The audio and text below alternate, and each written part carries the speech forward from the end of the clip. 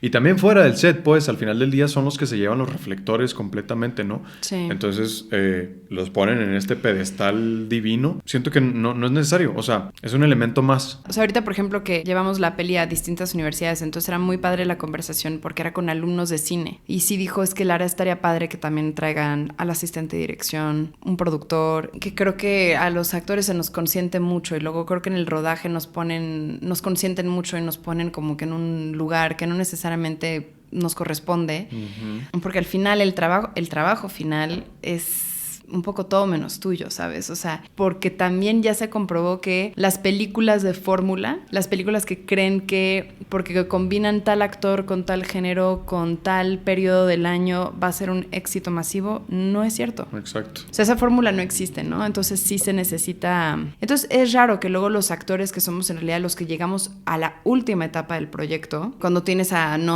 director, guionista, productor, diseñador, trabajando y platicando probablemente desde hace años, tú llegas a la última etapa del proyecto y a ti te hacen las preguntas. De alguna manera creo que nos deberían luego también de coachar un poco mejor, o sea, de, a ver, esta es la visión de la producción, como que porfa, como, o sea, porque luego pasa mucho que estás diciendo, o sea, puedes llegar a decir estupideces.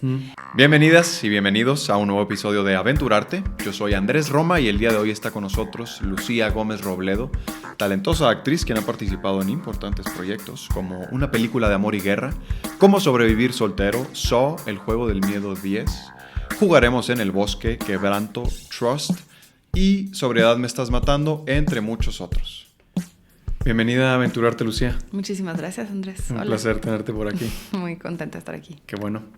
Lucía, escuché en una entrevista que el proceso de una película de amor y guerra, pues eso, duró como alrededor de 10 años, ¿no? Desde que ustedes empezaron y todo esto. ¿Me puedes contar un poco cómo fue ese proceso, ¿no? ¿Cómo se vive algo de casi 10 años? ¿Cómo empezaron ustedes y cómo fue el acabarlo? Santiago tiene la bondad de querer trabajar con sus amigos, ¿no? Así fue su primera película.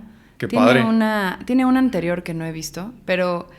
y justo mucha gente de los muertos de esa primera película también están... O sea, él es el mismo fotógrafo, Florencia Ríos, Aldo Escalante, o sea, todos ellos ya habían trabajado con Santiago. Entonces... nos conocimos y no sé, que habrá sido como al año, me empezó a decir que quería trabajar con Leche, con Andrew, le decimos Leche, Okay. porque es muy blanco. Que quería hacer una película como que sobre los mis reyes y entonces que yo podía ser como que la futura esposa, no sé qué, y como que así se empezó a platicar, ¿no? Entonces era... al principio se iba a llamar El matrimonio de Pepe Sánchez Campo, luego El matrimonio de Pepe y Constanza, y me dice, ya tienes un poco más de protagonismo. Y yo, gracias. Entonces así fue mutando, pero realmente sí, se empezó a platicar de la posibilidad de hacer esto en 2015.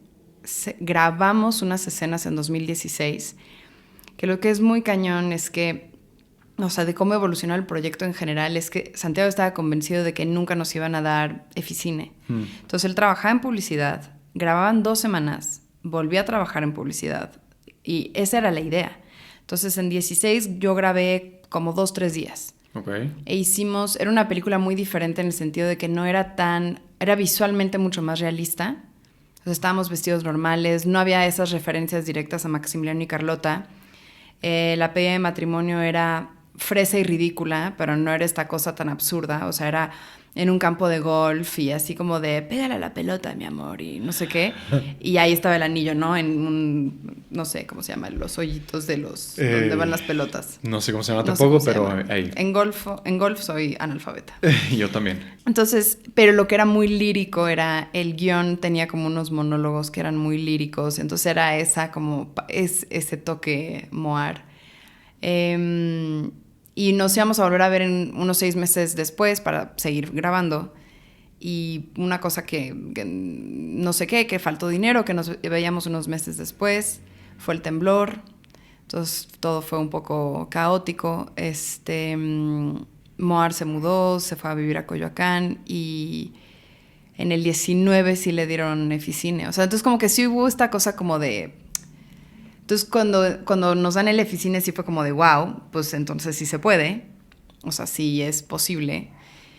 el guión ya había crecido, ya no era, o sea, conforme cada año que pasaba como que el guión se volvía más grande, o sea, en vez de volverse más barato, por así decirlo, se complejizaba, las escenas eran más grandes, y yo creo que pues todo sucede cuando tiene que suceder, porque pues Santiago ya para ese entonces ya había trabajado, por ejemplo, con la diseñadora de producción, que es la que creó pues todo ese universo visual espectacular. Y pues si lo hubiéramos hecho antes, pues no hubiera estado ella. O sea, no sé, como que sí siento que fue mucho tiempo de espera, pero también obvio después, bueno, fue la pandemia, o sea, no, ¿sabes? O sea, íbamos a grabar en 2020, pues no, por obvias razones no se pudo, entonces hasta el 22. Y luego... O sea, fue hasta el 22, entonces. Hasta el 22 claro, porque filmamos. ustedes se los dan el 19 y creo que los tienen el recurso como hasta el 20. El 20 no se podía. No se podía, entonces pidieron ahí y ya, y también como que se armó un equipo de producción súper padre. Todos, como que era esa cosa muy, muy loca, ¿no? De saber que estabas en un equipo que todo el mundo estaba muy enamorado con ese guión. Y que realmente había unas ganas de, pues, quién sabe cómo, con 7 pesos y muchas ganas, vamos a hacer esto. Entonces siempre ser parte de un equipo así es muy, pues es muy único. Entonces, digamos, ¿no? Sí. Y cosas que tú no ves, que en tu mente no ves, pero que tienes a 20 personas que ya las vieron en sus cabezas y de repente ya estás en ese set y es como, wow, como que esto existe, no lo puedo creer que existe, ¿no?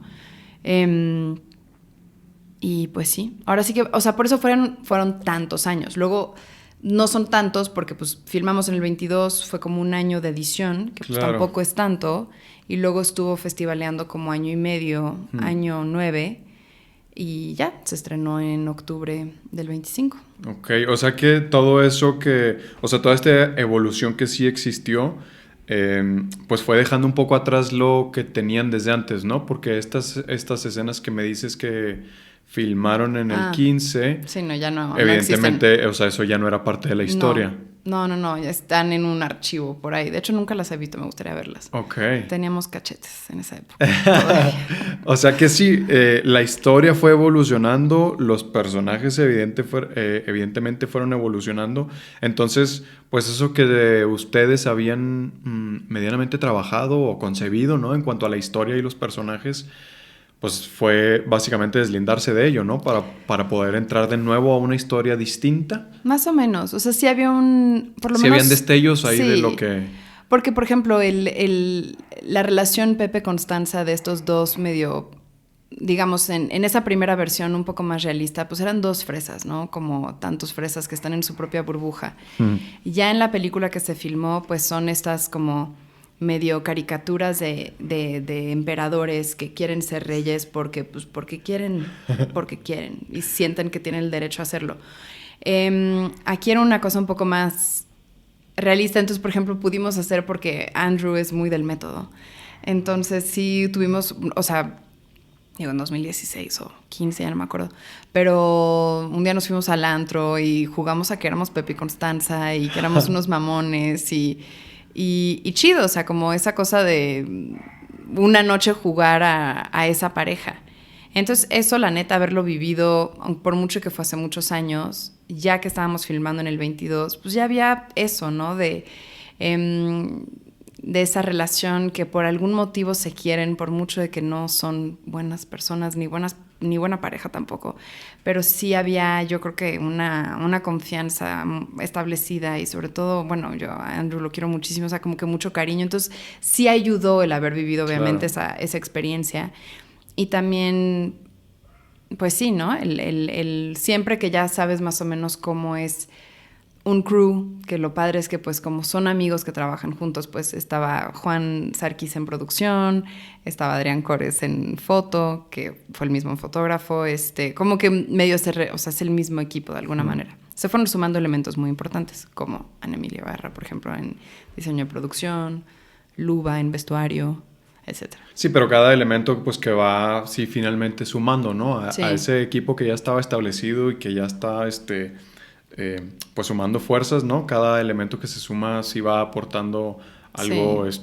pues provechoso, ¿no? Al final del día. Total. ¿Cuál fue tu primera impresión al leer ese guión? Sobre todo el que ya se filmó, pues, ¿no? Para la gente que no lo vio, que no la vio, pues... Llega al Cine Tonalá la próxima semana. Sí, cierto, vi que llega al Cine Tonalá, ok, la próxima semana. O sea, va a ser como mediados de noviembre, que va a estar ahí, no sé cuántas funciones, pero va a estar un par de funciones en el Cine Tonalá. Ok, qué bueno. Todavía hasta el fin, ¿cuándo fueron? O la semana pasada, el fin pasado, el sábado, estaba en el, o sea, porque toda mi familia que fue a la Cineteca del CNA, en la Cineteca de las Artes. Sí. Ahí está. ¿Ahí estaba todavía? Sí. Yo sí lo alcancé a ver en el Cinépolis. Ah, qué padre. Sí. En una función... normal. O sea, mientras estuvo... no sé cuánto duró, pero mientras estuvo fui a verla. Y eso, ¿no? A mí la verdad es que me voló la cabeza. O sea...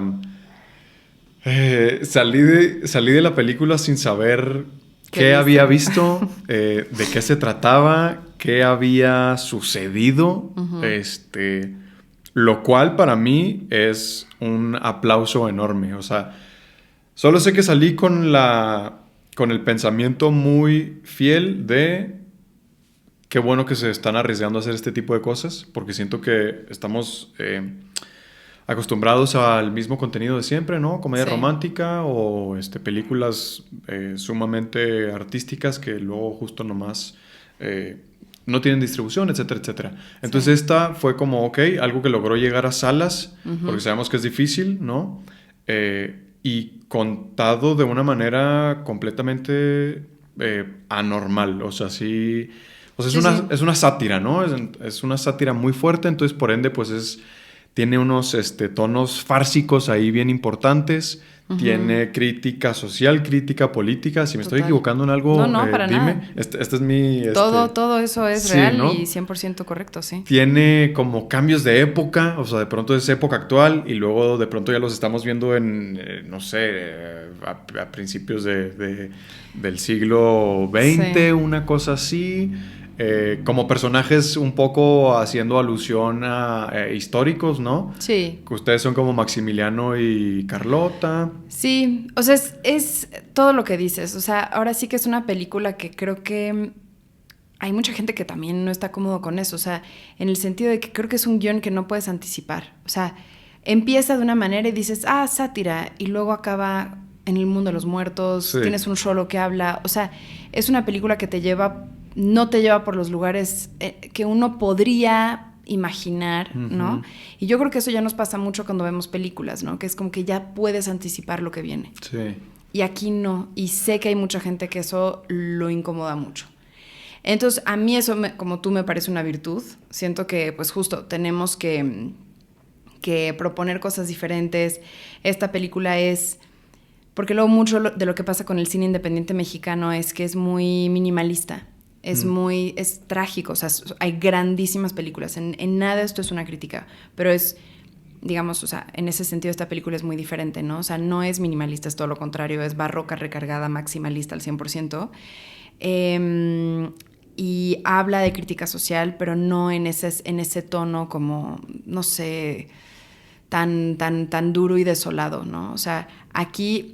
Obviamente la crítica social es clara. Por ejemplo, los personajes más realistas, los que no son retratados de ninguna manera con algo de ridículo, son la Comuna Nómada Revolucionaria, ¿no? Que es como comando, grupo paramilitar, no es paramilitar. Pues grupo, como revolucionario, medio... Pues como un poco basado en todos estos grupos armados que están en Michoacán y que luego son los que se enfrentan a los narcos, en fin, como que están inspirados en ellos, ¿no? Y ellos están retratados pues tal cual hoy en día, ¿no? O sea, como que no hay... Y entonces como que no es el universo de los otros personajes... pues sí son muy exagerados, son muy ridículos en cómo se visten, en cómo hablan. O sea, sí están en un tono fuera un poco de la realidad. Sí. Y a mí también de lo que me gusta esta película es que entonces no retrata esa clase alta o que se cree alta de una manera aspiracional, que luego pasa mucho en nuestro cine, en nuestras películas, en una gran mayoría está retratando al 0 al 2% de México, pero como si hay todos preciosas, maravillosas personas. Entonces, sí. Y aquí sí me gusta mucho esa cosa de, pues, ¿no? En donde como que Pepe representa a todos esos opresores de la historia de México, ¿no? O sea, hay ese montaje de que él es Cortés, él es un revolucionario cobarde que se esconde cuando llega Pancho Villa, como que esa cosa de si hoy estás todavía en una situación muy cómoda en este país, es que probablemente tu pasado tiene algún tipo de abuso, o sea, de alguna manera. Entonces Pepe representa todo eso y por eso tiene que acabar en el... Acabar como acaba. Acabar, ¿no? Como acaba, Sí, bastante, pues, trágico, ¿no? Uh-huh. Entonces, pues sí, o sea, dentro de esta... pues este mundo tan complejo, ¿no? Al que entra la historia, que sí de pronto, pues este mundo de los... ¿Cómo es el del final? ¿El mundo de los muertos? ¿Algo así? Sí, el mundo de los muertos. O sea, que además es muy chistoso ese chiste. Bueno, chistoso y no, es trágico, pero que es las afueras de Toluca. El mundo de los muertos es... Bueno, que es el limbo, ¿no? Ese como... Sí, ajá. Es... Lerma, pues sí. Ok. Y siento que o sea, de hecho fue muy chistoso porque sí nos tocó presentar la peli en varias universidades y había en una de las universidades había unos alumnos de Lerma o de Metepec y ellos así, sí es el inframundo, sí es, no sé qué, nosotros así, perdón, qué pero fuerte, sí.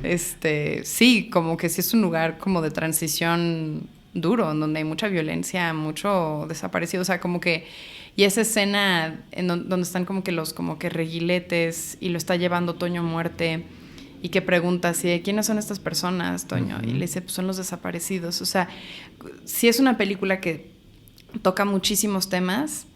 Esto lo dijo el director, o sea, creo que no se puede hablar de una película de México sin hablar de desigualdad, sin hablar de la violencia, corrupción. Se menciona el tema de los narcos, pero no es el todo, ¿no? O sea, pero obviamente no puedes pues mencionarlo de alguna manera. Sí, o sea, como que eso es lo complejo e interesante que, o sea, de pronto está hablando de un tema y luego ya estás en lo que parecería una película completamente distinta, ¿no? O sea, ya lo que viste al principio con lo que estás viendo hacia el final es como, wow, esto, o sea, perfectamente puede ser una película completamente distinta, entonces como que sí te va sacando, entonces evidentemente pues sí te va, pues te vas cuestionando, ¿no? Como, ¿qué estoy viendo, güey? O sea, ¿qué está pasando? Es que sí, o sea, por ejemplo, de esta última versión del guión, porque habré leído, pues no sé, 4 o 5 versiones previas, o sea, sí me dijo el director en pandemia que leyera Noticias del Imperio de Fernando del Paso. Y ya leyendo esa novela, que es sobre Maximiliano y Carlota, y cómo está escrita esa novela, o sea, la estructura, el guión tiene muchísimo de eso. Okay. O sea, la novela tiene una narradora principal que es Carlota loca. Carlota encerrada en su castillo, totalmente enloquecida, y todos sus recuerdos de México, sus recuerdos de Maximiliano. Es bellísima novela. Y luego cada capítulo de la novela es alguien diferente que habla. En un capítulo es el esposo de la amante de Maximiliano en los jardines de Cuernavaca. Luego otro capítulo es el secretario particular de Maximiliano, que lo acompañaba en sus carros. O sea, como que hay muchos puntos de vista en la novela, ¿no? O sea, como que no es lineal, así que va siguiendo a un narrador. Como que la constante es Carlota. Entonces, bueno, por decir que el guión tiene mucho de eso. Ok. ¿Cómo se llama la novela? Perdón. Noticias del Imperio, de Fernando del Paso. Ok. Que es un gran novelista mexicano. Entonces, ya con eso, o sea, cuando leí el guión dije, claro. Ok, entendiste mucho más como el tono y todo esto. Sí, y esa como que, o sea, quieras que no, la película también tiene muchos puntos de vista. O sea, sí tienes momentos en donde es el punto de vista de Teo, obviamente se sigue sobre todo a Pepe, pero también tienes como que estas aperturas a otros personajes, de Engels, ¿no? O sea, el pasado de Engels. ¿Quién es Engels? Recuérdame. Aldo Escalante, el que lo secuestra. Ajá. El que lo secuestra. Que primero era como un profesor o algo así, exacto, ¿no? Como exacto, en la época... Exacto. Sí. Sí, imagínate ser profe del Cumbres, ¿no? O sea, no mames. Ajá. Es un poco... de ahí viene. Y bueno, y luego también pues muy marcada la película como si fueran capítulos, ¿no? Con estos, Sí. los niñitos, Ajá. y esa orquesta que va creciendo. Entonces sí tiene... O sea, digamos, como que de alguna manera la estructura del guión, de alguna manera, pues sí está muy influenciada por esta novela. ¿Y te costó como entrarle a este tono tan fársico? Que a pesar de esto, siento que tu personaje quizá no entraba tantísimo en la farsa como quizá el personaje de Andrew. Sí, de Pepe o de Teo, o sí. Igual tenía sus momentitos. O sea, lo que era complejo de mi personaje era que sí hay un tono, sobre todo la primera escena, ¿no? La de pedida de matrimonio. Y que además fue mi primer llamado, ¿no? Y entonces estábamos ahí. ¿Ese fue tu primer llamado? Ese fue mi primer llamado. Ok. Y estábamos ahí en una carretera de no sé dónde. Y hacía frío y pues no sé. Y que sí hubo un momento de estrés en donde pues yo estaba en el drama total, ¿no? Llorando así de que me mataron a mi güey. Y el director así, no, es que no estás... O sea, no estás llorando de verdad. O sea, no es... ¿Y yo qué? ¿Cómo? Y un poco por ahí, así como de... como que... Ya no me acuerdo exactamente cómo fue que... Porque la verdad es que es un director muy claro. Okay. Y normalmente me acuerdo de lo que me dice. Pero ahí no me acuerdo exactamente qué me dijo. Que ya fue esa cosa como de...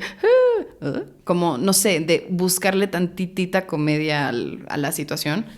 Pero es poquito, o sea, como que es un calibraje raro. Es que es difícil, o sea, la verdad es que la comedia o incluso la farsa es bien compleja porque... Sí, es que aquí efectivamente, como dices, o sea, en mi personaje no era tanto, ¿no? Entonces, yo lo vi contento y a los 2-3 días me dijo, mira, te voy a enseñar tu escena. O sea, y me la enseñó como que en plan de, es que justo eso es lo que estoy buscando. O sea, entonces me ayudó también eso, que como 2 días después me volvió a enseñar justo la escena bueno, me la enseñó por primera vez, de la pedida, y ya fue así como que, ok, ya, entiendo. Pero también creo que Constanza lo que tiene en la peli es que pues tiene secretos. Entonces, todo el tiempo tiene secretos, entonces... Esa cosa como de... creo que nunca discutimos, o sí, no me acuerdo, si realmente quiere a Pepe, que yo creo que no, o si realmente quiere a Teo, que yo creo que no. Como que también había una cosa como de no... Como que todo el tiempo tiene el corazón y todo el tiempo tiene sus intenciones muy guardadas, ¿no? O sea, realmente no sabes leerla. Entonces yo, de hecho, cuando vi la película por primera vez dije, no mames, nadie la va a entender, es insoportable esta vieja. O sea... como personaje es difícil, o sea, siento que...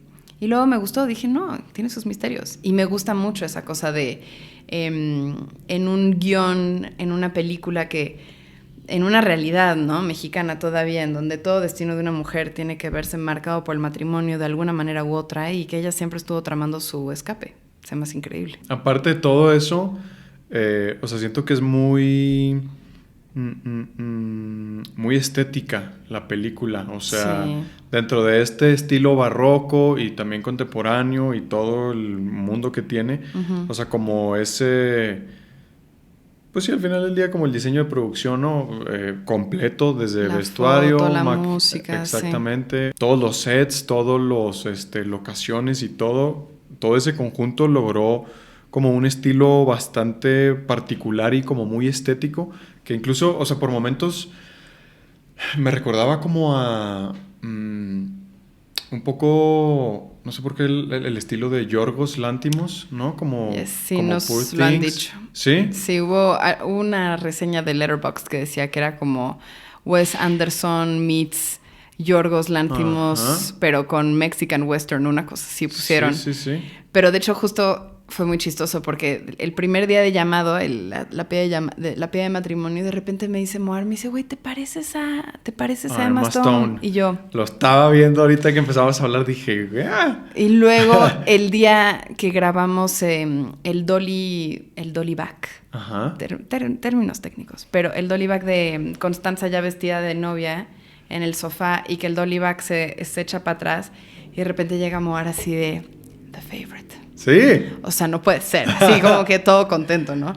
Y sí, pues supongo que todo fue involuntario, pero sí, o sea, tiene esas, sí. Digo, hoy en día encontrar como un estilo súper auténtico es difícil, ¿no? Y con esto no estoy diciendo que el director haya querido copiar nada de esto, sin embargo, de manera involuntaria se dio, Sí. ¿no? Y de manera involuntaria también se dio que tú te pareces Me parezco un poquito, sí. a la actriz esta, entonces como que hace alusión a todo esto. Pero la verdad es que creo que yo mientras estaba viendo la película no encontré el parecido de ti con Emma Stone. Hasta ahorita. Hasta ahorita. Pero aún así sí le encontré al estilo de Yorgos Lanthimos. O sea, sí Sí. es una fotografía ahí bien exquisita. Se me hizo así muy, muy estilista. Sí. Un estilo muy chido, muy estético. Que dije, eso está buenísimo. ¿Tuviste algo, pues no sé, un aspecto de ese rodaje como significativamente difícil o gratificante? Yo creo que todo fue gratificante, o sea, fue difícil que película independiente, grabamos mucho en Toluca. Toluca es duro. ¿Por qué? Pues hacía frío, estábamos ya ni me acuerdo, o sea, como, sobre todo me acuerdo mucho del frío, y estamos en una hacienda muy bonita, pero pues ya muy abandonada, ya muy poco cuidada. Pero pues digo, ¿eso qué? ¿No? O sea, realmente no fueron tantos... No es como que estuvimos 6 meses ahí, o sea, no, filmamos en 6 semanas, o sea, fue muy en chinga. No, yo todo el tiempo estaba más bien como muy maravillada de no puedo creer que estemos aquí, o sea, no puedo creer que estemos haciendo esto, que lo logremos después de todos estos años, que la película logró tener el presupuesto que necesitaba, que hubo obviamente 1000 accidentes en el rodaje, que sí enfermedades, que sí, o sea, hubo un momento en donde el protagonista estaba encerrado con COVID, luego otro donde el director encerrado con COVID, o sea, Madres. Sí, como caos, pero yo genuinamente todo el tiempo estaba en como pues genuinamente no lo puedo creer que lo estemos haciendo, porque sé que estas películas, pues sí, no llegan todos los días. No son no comunes. las hace, o sea, no las hace nadie. O sea, incluso no tengo los números de cómo nos fue en taquilla, pero pues sé que no son películas para ser populares ni para que les vaya cañón en taquilla, pero entonces, pues, ¿quién invierte, no? O sea, es muy difícil eso, y creo que sí estamos en un momento en donde la gente no se quiere arriesgar a no hacer negocio. Y el 90% de las películas buenas, cuando salen, no son negocio. O sea, no tengo idea, pero me imagino que Taxi Driver no fue un éxito en taquilla. Y luego se encarna, ¿no? Se sacraliza como una de las mejores películas hechas. O sea, no sé. Entonces, como que hay que hacerlo, pero sé que no es fácil hacerlo. Sí, y sí es de aplaudirse que, pues uno, que haya gente que sí se esté atreviendo, ¿no? A hacerlo, que se esté tomando estos riesgos, y también que las instituciones, pues como el IMCINE, pues también se esté dando la oportunidad, ¿no? El riesgo de apoyar este tipo de historias, ¿no? O sea, ¿cómo pasamos de nunca nos van a dar dinero, lo tenemos que pagar nosotros, a nos dieron el EFI, a distribución con videocine? O sea, sí es un camino de... No, sí hay espacio, claro. Sí hay... O sea, también eso como mensaje de sí hay espacio, porque también ya se comprobó que las películas de fórmula, las películas que creen que porque combinan tal actor con tal género, con tal periodo del año, va a ser un éxito masivo, no es cierto. Exacto. O sea, esa fórmula no existe, ¿no? Entonces sí se necesita, pues, innovar y probar y ser creativos. Totalmente. Que estuvieron como año y medio, me dijiste, festivaleando. Sí. ¿Cómo les fue con los festivales? Pues yo solo fui a Rotterdam porque dije, bueno, pues es un estreno, igual, ¿no? No todos los días te toca tu estreno internacional y pues, ¿no? Entonces dije, voy. Claro, voy. Qué fregón. Sí, estuvo muy padre, estuvo muy cool. Rotterdam es Holanda, en ¿cierto? Holanda, sí, exacto. No manches. En enero, un frío bien padre. Uy, ok. Sí, pero pues lo padre es que es un festival un poco más tranquis, o sea, como que no... Y la cosa increíble, ¿no? De escuchar risas en una película que tiene mucho slang mexicano, muchas referencias a México. Yo decía, ¿quién va a entender, no? El chiste de el cholo, ¿no? O sea, por ejemplo, eso es algo totalmente mexa y pues la gente se reía. Obviamente en distintas cosas, claro. pero sí tuvo, o sea, se sentía que fue una experiencia disfrutable, entonces, sí, Universal. Luego estuvo un poco, dio muchas vueltas, se fue a Vancouver, estuvo en Mar del Plata, estuvo en Los Cabos, estuvo en el Festival de Hola México en Los Ángeles, estuvo... O sea, sí fue un en poquito... Oldenburgo, Alemania, no sé ni dónde es eso. Ok. ¿Dónde más estuvo?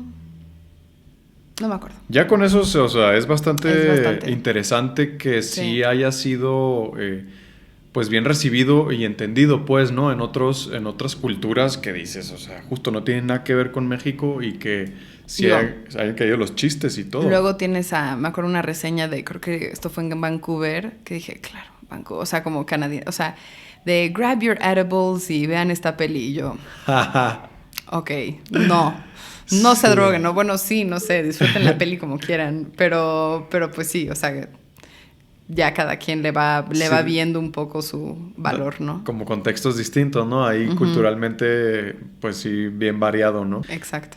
Saliéndome ya un poquito de la película, Lucía, ¿te cuesta verte en pantalla? ¿Te cuesta ver tu trabajo? Sí, la verdad que sí. ¿Pero lo haces? Sí lo hago, o sea, no soy de que no lo puedo ver y me salgo de la premier, no. Sí lo veo. De hecho, con Amor y Guerra me ayudó, pues sí la acabé viendo en pantalla grande pues unas 3 veces. Y yo creo que hasta la última vez siento que ya pude disfrutar la película. Porque muchas veces lo que pasa cuando ves tus cosas es que no estás viendo la película, estás viendo, se va a notar qué tal, o a ver cómo quedó tal escena. Claro.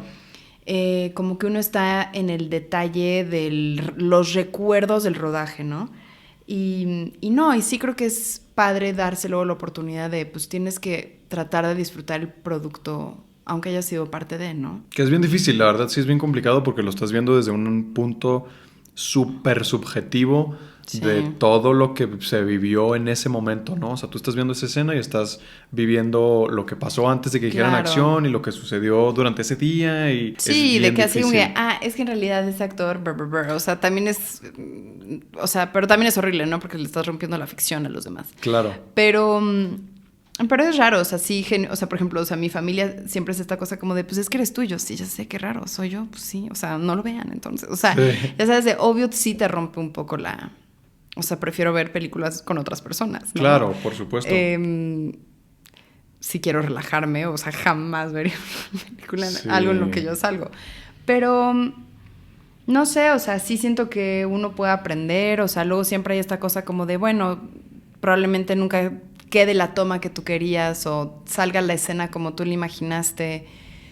No, o sea, sí es también que creo que a los actores se nos consiente mucho y luego creo que en el rodaje nos consienten mucho y nos ponen como que en un lugar que no necesariamente nos corresponde, pero porque al final el trabajo final es un poco todo menos tuyo, ¿sabes? O sea, edición, música, todo eso como que entonces como que siempre es como esa cosa de yo trato siempre de, lo bailado nadie te lo quita, o sea, disfruta tu rodaje al máximo y no estés pensando en cómo va a quedar, porque eso puede que uno ni salga o B salga y no te guste o te encante pero la gente no haya respondido igual, o sea, como que es muy difícil de controlar. Entonces ahí es donde sí, los actores en realidad tenemos muy poco poder, se nos da mucho poder en el set, pero en realidad no tenemos poder. Es un elemento más, ¿no? Sí. O sea, he estado pensando mucho de eso últimamente porque sí, justo, ¿no? O sea, dentro del set y también fuera del set, pues, al final del día son los que se llevan los reflectores completamente, ¿no? Sí. Entonces, los ponen en este pedestal divino que siento que no es necesario. O sea, es un elemento más. También si el de vestuario no estuviera, el de fotografía, el de diseño de producción, el que sea... no se cuenta la historia de la misma manera, ¿no? No, para nada. O sea, ahorita, por ejemplo, que llevamos la peli a distintas universidades, entonces era muy padre la conversación porque era con alumnos de cine. Entonces, como que muy, muy padre esa interacción. Y luego una alumna le dijo al que organizó eso, a su profesor, le dijo, es que la verdad, porque habíamos sido 3 actores y el director. Y sí dijo, es que Lara estaría padre que también traigan al asistente de dirección, a un productor, ya sabes, como que... y eso siempre pasa, o sea, ves los festivales, ves la gente que va a los premios, o sea, ahorita vienen amamos a Guillermo del Toro, pero lo que voy es que viene Guillermo del Toro y viene con Oscar Isaac y con Jacob Elordi, o sea, no va a traer a la diseñadora de producción, que seguramente es la mujer más brillante del mundo, o el hombre más brillante del mundo, no lo sé. Los de make-up. Los de make-up, o sea, de que las películas de Del Toro, pues sí, yo creo que hay mucha gente que quiere estar hablando con esas personas. Entonces es raro que luego los actores que somos en realidad los que llegamos a la última etapa del proyecto, cuando tienes a director, guionista, productor, diseñador, trabajando y platicando probablemente desde hace años, tú llegas a la última etapa del proyecto y a ti te hacen las preguntas. Es extraño, o sea, y yo entiendo que es un tema de que porque la gente reconoce más a los actores y entonces nosotros podemos ser como portavoces de los proyectos, pero de alguna manera creo que nos deberían luego también de coachar un poco mejor, o sea, ya sabes, a ver, esta es la visión de la producción, como que porfa, como, o sea, porque luego pasa mucho que estás diciendo, o sea, puedes llegar a decir estupideces. Sí.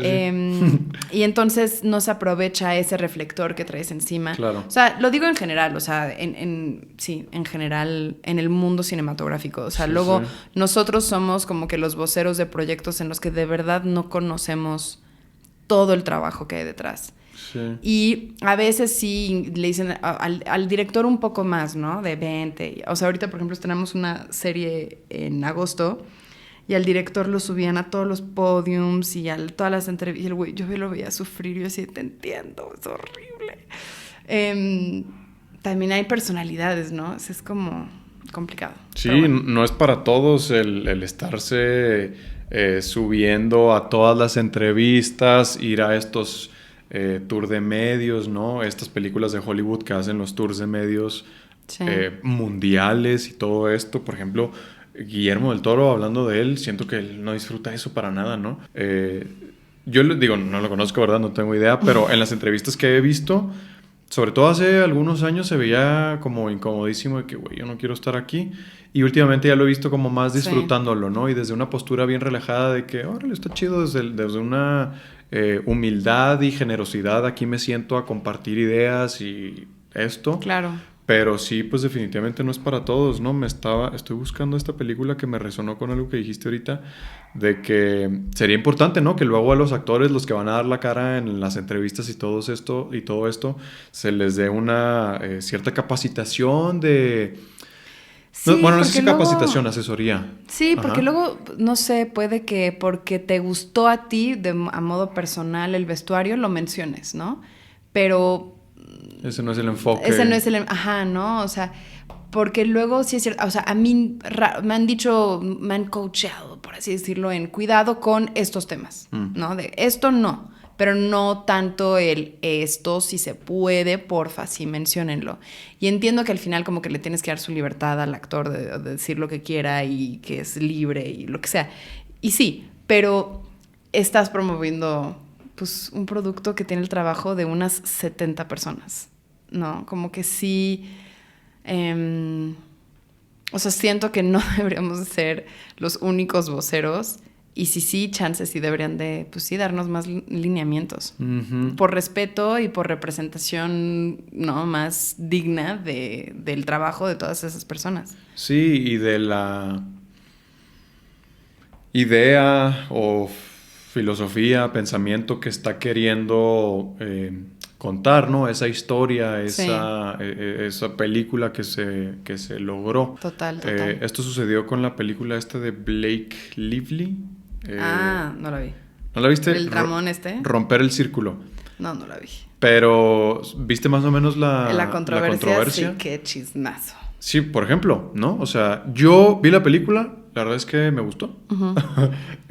Y la controversia, pues me enteré de ella porque fue súper mediática, exactamente. Sí. Pero la verdad es que no suelo meterme en ese tipo de chismes, no me interesan mucho. Solo según yo supe que pues hubo ahí algo... precisamente, ¿no? Como la postura que tomó Blake fue medio contraria, opuesta a lo que realmente estaba queriendo contar, pues la historia. Sí, además esa postura difícil, ¿no? En donde el actor era también el director. Eso creo que no me ha tocado que mi compañero sea director también. Creo que eso debe ser complicado. Uy, sí.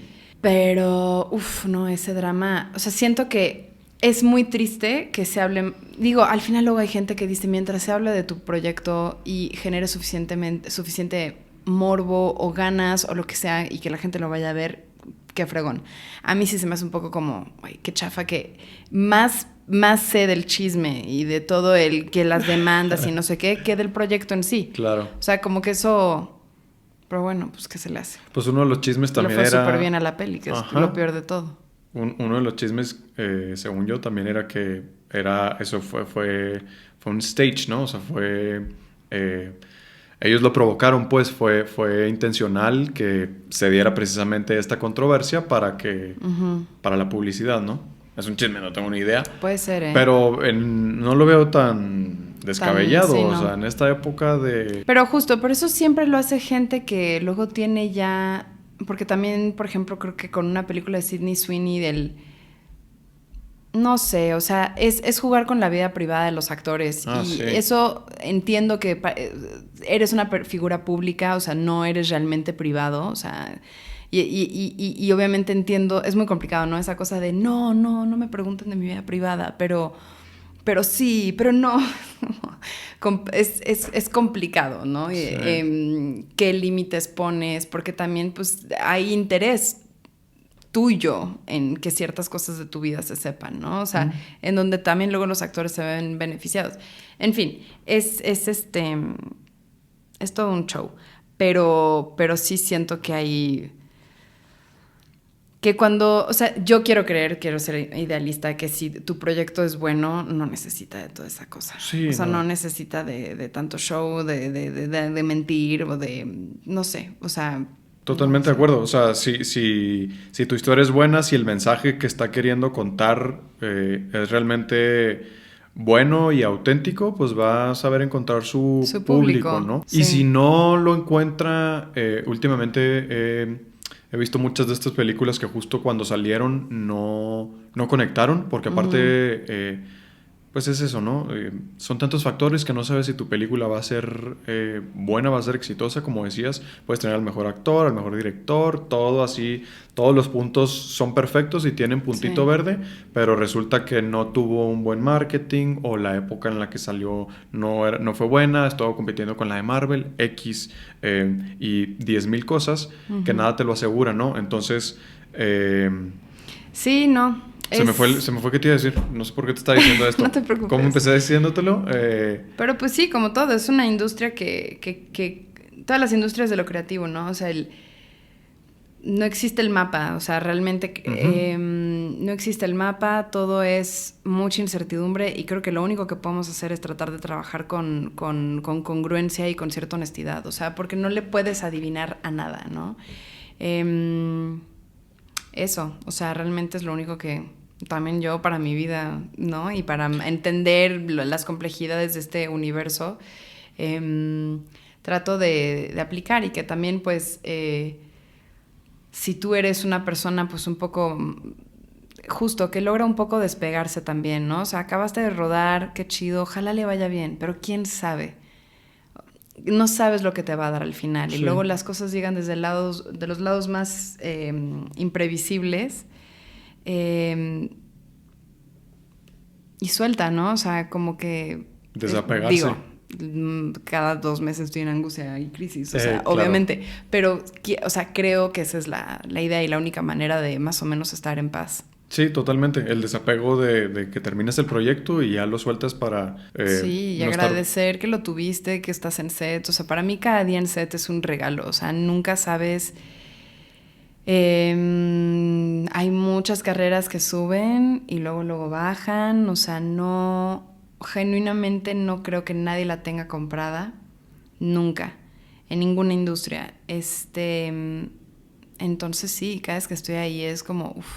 Ya, ese es el regalo, ¿no? Sí. Totalmente. Total. Y bueno, aparte de eso, has tenido o sea, no aparte, sino tomando en cuenta esto, definitivamente cada día que tengas de trabajo es un súper regalo, pero has tenido experiencias por arribita de eso, experiencias muy espirituales así en set o en el escenario, en teatro, que ya logran así como ser como espirituales, ¿no? De que algo muy fuerte te haya pasado. Pues creo que de las sensaciones de cuando algo muy difícil, cuando te ponen un reto y lo logras, y que además siempre en set, pues lo que es muy complejo es que tienes, o en teatro igual, ¿no? O sea, es que tienes que lograr esos retos con un público. Entonces siempre eso es, llámese teatro o no sé, digo, por ejemplo, un reto de una serie que grabé hace ya varios años, que tenía que cantar en público. Yo tenía que cantar y yo canto muy mal, no me gusta. Y bueno, era un estrés. O sea, se me deslizaba el micro del sudor, del estrés, y lo logré. Y no soy yo tan mal. Okay. O sea, esa noche yo así, güey, soy lo más impresionante. O sea, digo, con medida, ¿no? Pero me gusta mucho esa sensación de que cumplí con mi chamba. O sea, genuinamente, esa satisfacción de tenía algo que hacer de trabajo y lo logré, y lo logré bien, me encanta. Se me hace te vas a dormir con la mejor sensación del mundo. Sobre todo cuando es un reto tan grande, ¿no? Como esto que dices. Pero siento que hasta lo que no es un reto es un reto. O sea, luego cuando no ves el reto es como que, espérate, esto no está bien. Algo te tiene que estar costando trabajo. Si ya estás muy cómodo, siento que algo está mal. O lo estás abordando desde un lado equivocado. O sea, no puede... Es raro, porque obviamente te tienes que sentir cómodo, pero tampoco... O sea, siento que si en algún momento dices, ay, X, es una platicadita. No, güey. Sí, o sea, entiendo tu punto. No hay que estarse martirizando y estresando por cada escena, pero tampoco puedes estar desde la zona de confort de que esto está bien sencillo, porque siento que si le pierdes más bien si llegas a ese punto en el que dices, güey, ya está, es un día más de llamado, pues ya le estás perdiendo la responsabilidad del trabajo, ¿no? De tu trabajo, de contar esa historia de la manera más fiel y digna y honesta y auténtica posible, ¿no? Y que al final para mí todo es regresar un poco a lo básico. O sea, por ejemplo, teatro, llevas X número de funciones, ¿estás escuchando a tu compañero? ¿Realmente? O sea, escúchalo como si fuera la primera vez, ve lo que le está pasando. Ya sabes, esa cosa de no anticipar, de todo el tiempo está regresando esa cosa que, digo, nos enseñaron, pero que es muy difícil, de tratar de actuar en el presente, de realmente casi que olvidar. O sea, es imposible olvidarte que estás actuando. Claro. O sea, yo no soy de esas personas que me perdí al 100%. Mentira. No, pero creo que, y es un trabajo que debería tomar toda la vida porque no es fácil, pero el genuinamente, aunque sea algo muy sencillo, el dar toda tu atención, escuchar al 100%, dejar que lo que te estén diciendo te afecte naturalmente y no nada más porque tú ya tienes tu línea aprendida, ¿no? O sea, como que esas como cosas medio de clase número 3 de actuación, pero que siento que sí lo tienes que aplicar y lo tienes que vivir, y puede ser no sé, puedes llevar 20 años haciendo cine, tele y teatro, y eso tiene que ser todavía parte de... ¿No? Es un psicólogo, ¿qué? El día que dejas de escuchar es el día que dejaste de hacer bien tu chamba, o sea... Claro. Y yo creo que aquí es lo mismo, porque también si pierdes eso, entonces pierdes toda curiosidad. Y los sets pueden ser lugares muy pesados, o sea, puede haber de verdad muchas broncas de... Es muy lejos, me tuvieron esperando 6 horas, o sea, no sé, hay broncas que para mí, pues, son broncas que no son tan graves, ¿no? O sea, yo no le veo tan... ahorita. A lo mejor en 20 años ya soy insoportable, no sé, espero que no. Pero pues estás ahí para eso, ¿no? O sea, para esos momentos en donde tienes que hacer creer que realmente está habiendo un contacto humano totalmente nuevo y por primera vez. Totalmente. Siento que eso viene desde la responsabilidad, ¿no? De que te tomes tu trabajo con responsabilidad, con honestidad, autenticidad y mucho respeto, ¿no? Sobre todo. Sí. ¿Y ha cambiado tu idea del oficio o de la industria de cuando empezaste a hoy en día? ¿Algo que haya cambiado en tu perspectiva? No sé, o sea, te diría ahorita estos últimos años porque yo estaba muy angustiada, por ejemplo, desde que supe que iba a ser mamá, estaba muy angustiada de que que me vieran distinto por eso. Era una angustia y un miedo profundísimo. Y esta idea de que luego ya las actrices, no sé, ya luego te catalogan en otro tipo de papeles, como que esos eran miedos que siento que hubo momentos donde dije, se confirmó, porque estuve, no sé, como un año sin trabajo, ¿no? Con mi hijo súper chiquito y yo así, se confirmó. Mi miedo máximo se confirmó. Y luego relajarme un chingo y darme cuenta que no, que estaba todo bien, y regresé a trabajar y en papeles que de ninguna manera me tipificaban por estar en esa etapa de mi vida. Pero era un miedo muy cañón que tenía.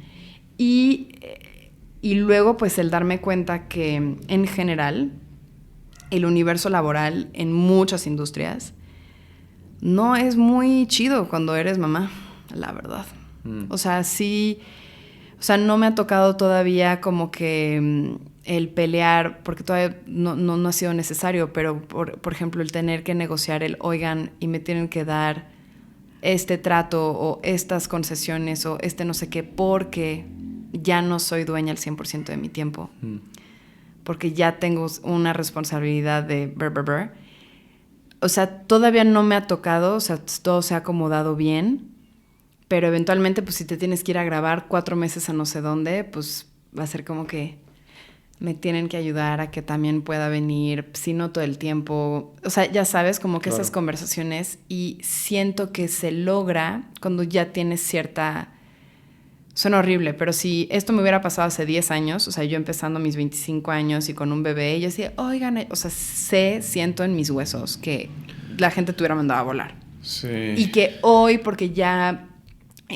no te voy a decir que wow, mi carrera, pero sí sé que por lo menos tengo un lugar, ¿no? En esta industria, supongo. Ahorita sí tengo más poder para decir, oigan, tal. Pero es cañón sentir que tienes que, no sé, que tienes que medio pelear ciertas cosas. Como que eso me genera mucho estrés. Porque pues siento que muchos actores no tienen que hacerlo a pesar de que sean papás, como que esa cosa, o sea, sí, nosotros lo tenemos que pelear porque pues se asume que de la carga primordial la tienes tú, o sea, eso, y como que medio lo sabes, lo intuyes y ya lo vas viviendo y dices, híjale, o sea. Y luego tengo muchas actrices que me dicen, sí se puede porque mira, yo pedí y bla, bla, bla, y es como, sí, tú pudiste porque ya estás en esta, ¿no? En este lugar de tu carrera. Una actriz más joven, o sea, no hay manera. Eso es muy cañón. Ya para ir cerrando, Lucía, ¿alguna Dígame. película, bueno, aparte de una película de amor y guerra, otra que nos recomiendes, o libro o serie? Pues soy muy fan bueno, todo el mundo es fan de Magaloni. Yo lo conozco de cuando hacíamos microteatro. Oh. Que para quien no vivió ese precioso universo, era un lugar muy padre, en la Santa María.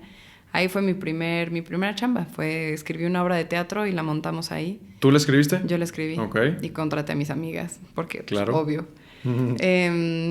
Y ahí conocí a Magaloni. Entonces sí, o sea, una obra que, digo, ganó todos los premios el año pasado, pero no la había visto, vi Indecente y me voló la cabeza. Ah, claro. Es una belleza, un nivel, o sea, que dices, o sea, uno aspira, ¿no? A hacer algo así, o sea, impresionante, muy, muy, muy, muy conmovedora, durísima, todo, y bonita, y humana, todo lo tiene. Una gran producción. Sí. Kupfer Productions. Lo hacen muy bien. Sí, él la dirigió, ¿cierto? Sí, Magaloni la dirigió. Ok, sí la vi, sí me tocó verla, sí está bellísima. Buena. Creo que ahora sí ya terminó, pero bueno, si no la han visto, la tienen que ver. Sí, ojalá. Y de pelis, pues no sé, últimamente estoy muy mal de películas, muy mal, y de series, tengo tanta cosa que ver. Quiero ver Las Muertas, quiero ver la de Juan Gabriel, que todo el mundo dice que está espectacular. ¿El documental? El documental, quiero ver... Ay, la de Nadie nos vio partir también, me muero por verla. Todo esto está en Netflix, parece que le estoy haciendo una publicidad a Netflix, ¿no es cierto? O sea, es que últimamente siento que acabo viendo mis series de confort, que mis series de confort son asesinos seriales o personas que hacen cosas horribles en internet. O sea, esas series de esas como personas. El novio, que catfish tan no sé quién. Sí. Y yo, perfecto. O sea, es viernes, necesito... Pero luego es complicado, ¿no? Porque uno tiene que consumir cosas, de verdad. Pues, Pero sí. bueno, es el entretenimiento que ahorita mi cerebrito... Te pide. Y de lecturas, pues no sé, yo la verdad me encanta leer, trato de siempre traer algo ahí medio bajo el brazo. Con esto que me dijiste basta, ¿eh? Digo, si te viene un libro a la... Pues ahorita justo, o sea, resulta que, o sea, ahorita me eché una biografía sobre Nahui Olin, que sabía muy poco de ella, porque empecé a rentar un espacio que ya no, me lo van a quitar, o sea, se termina en diciembre, entonces ya no va a estar en mi vida, pero era la casa en donde ella vivió. Y ¿Quién es ella? Nahui Olin era... pues musa, pintora, escritora a principios del siglo XX, pero de que la pintó Diego Rivera, la pintó Dr. Atl, que fue su pareja. Le sacaron fotos, todos los fotógrafos pues, importantes, algunos extranjeros, de toda esa pues, bola de artistas mexicanos así, de que ahí estaba Frida y se odiaban. Okay. Muy padre historia.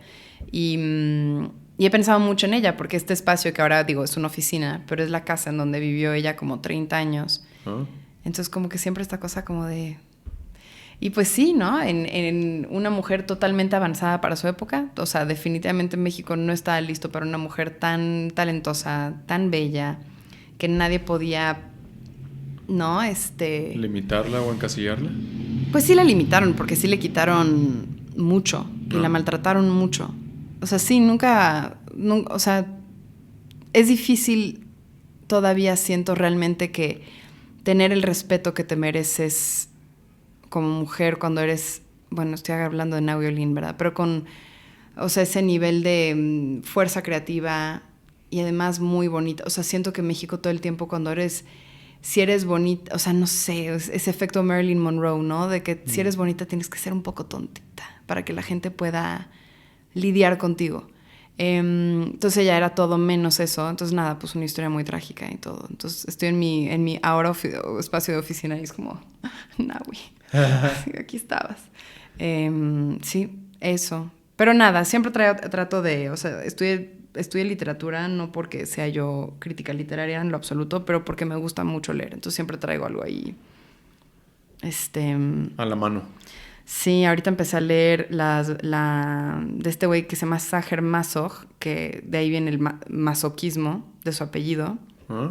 Lo acabo de empezar, a ver qué tal. Ok, o sea que sí te gusta así lo contenido Pues de todo. agresivo. No, o sea, lo agarré porque sí, ahorita justo tengo un papel chiquito en una película independiente que estoy muy contenta de hacer, que empezamos a grabar ahorita. Estoy muy feliz con ese proyecto. También peli independiente. 7 pesos. Muchas ganas. Sí. Pero está muy, muy padre el proyecto. Y mi personaje es medio... No sé, tiene algo ahí medio oscuro. Entonces dije, perfecto momento para leer a este señor. Pero... no, trato de... O sea, lo que más me gusta es novela. El año pasado me prometí que ya no iba a leer a gente del siglo XXI. Me cansaron. Entonces estoy en 20 o 19. Ok. 10, sí, los 21 me agotaron. Pero no es cierto, sí sigo leyendo cosas escritas hoy en día. De repente se atraviesan, ¿no? Sí. ¿Tienes algún ideal o alguna meta?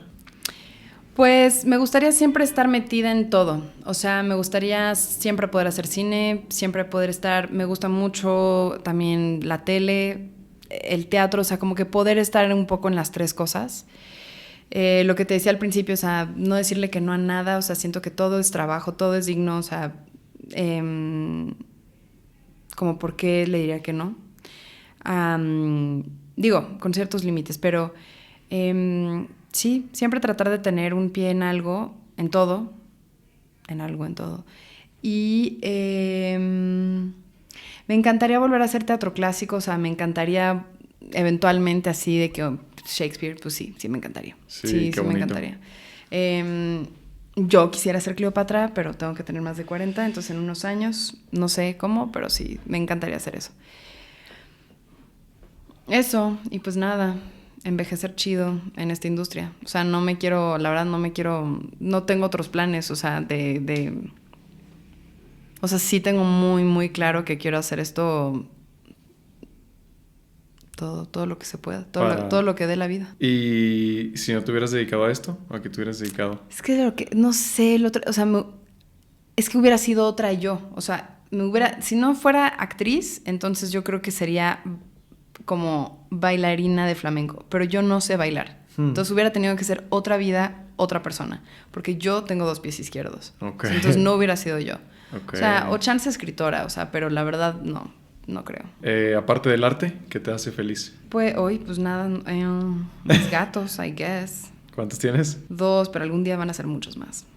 Voy a ser esa persona. Qué bonito. Sí, adelante. Y y nada, ¿qué me hace feliz? Pues, híjole, no sé, ahorita que el otoño está tan bonito y no sé, ir por un helado con mi hijo está padrísimo. O sea, sí, la vida está en los momentos, en esas como cotidianidades y esos momentos donde tienes que estar muy consciente que es un momento hermoso y que lo tienes que recordar y que te tiene que alimentar, ¿no? O sea, de esos momentos, o sea, sí creo que hay que hacer el ejercicio de decir, esto que estoy viviendo no es ordinario, es bastante excepcional. Sí, a veces nos cuesta, pero... Sí, justo. Es lo pues, ideal, ¿no? Para vivir más tranquilos, más en el momento y todo. Totalmente. Y de acordarnos de lo que es real. O sea, porque luego también siento que esta profesión puede ser una galería de espejos extraña. Y lo real, ahorita lo real para mí es pues sí, vivo en tal calle, ahí está mi escuincle, mis 2 gatos, o sea, ya sabes, como que tengo, como que uno se tiene que anclar en algo totalmente, no sé. Estaba viendo ahorita una entrevista de estas que hace The Hollywood Reporter, que se llaman Roundtables. Ajá. Eran puras actrices de comedia, de las cuales no me acuerdo el nombre de ninguna. Aquí les voy a poner, aquí va a salir abajo. Me parece que se llama Kristen Bell. Kirsten Wiig. Ah, Kristen Bell, sí, la de Nobody Wants This, de la serie esa. Puede ser que sí. Bueno, ella es la voz de Frozen. Sí, ella. Ok, sí. ¿Cómo se llama? ¿Kristen Bell? Kirsten Bell. Kirsten Bell. Kirsten o Kristen, no sé. Pero sí, ella. Me acuerdo porque no he visto Frozen, pero lo mencionaron. Obra maestra. ¿Sí? Sí, es muy buena. O sea, sí lloras. Bueno, yo lloré. Ok. Es muy buena. La voy a ver. Cuando tengas sobrinitos por ahí, va a verla. Estaba a punto de decirte que es que no tengo sobrinitos ni nada que... Pero no te creas, de pronto me pongo a ver las animadas también y son buenas. No, es muy bonita. Pero justo, ella decía de que... Más bien, la presentadora les preguntó de que, güey, ¿qué las mantiene como humildes, no? O sea, ¿qué las mantiene como grounded en esta industria de la que te puede el ego llevar a la estratosfera? Y decía esta Kristen, de que, güey, pues... precisamente esto es que estábamos diciendo, ¿no? En el set todo el mundo te trata como diosa. Estás aquí en un pedestal y señorita que se le ofrece y que no se la vaya a mojar y que no se enfríe, bla, bla, bla.